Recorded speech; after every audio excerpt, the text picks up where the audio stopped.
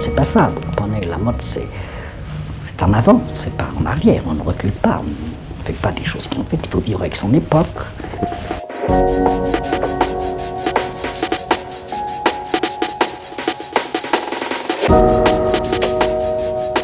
You wear pajama tops, the bottoms of the pajamas, or the nightgown, or what kind of sort is Chanel number 5? Because it's the truth. Gabrielle Chanel a sans doute effectivement révolutionné le monde de la mode, et le titre de cette exposition, Manifeste de mode, voulait aussi un peu exprimer cette notion. Et pour parler de deux moments très importants dans sa carrière, où elle s'est positionnée contre la mode du moment.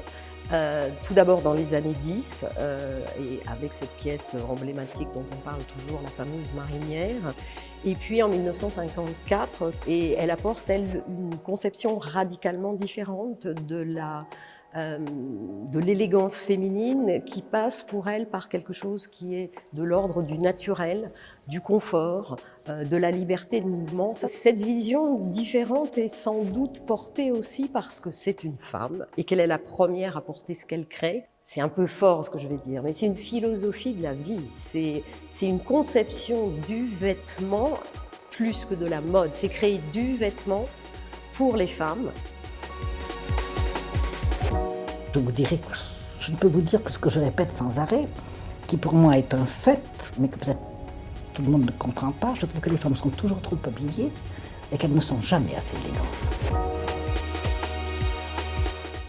Dès le début, elle emploie le tweed et toutes les matières qu'elle choisit, elle les utilise tout au long de sa carrière, elle les fait évoluer.